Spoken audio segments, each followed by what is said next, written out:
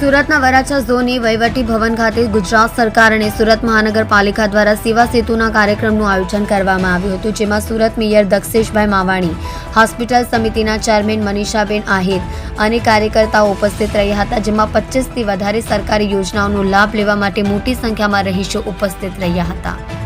જુઓ રાજેશ મંગલે સાથે Surat express news channel.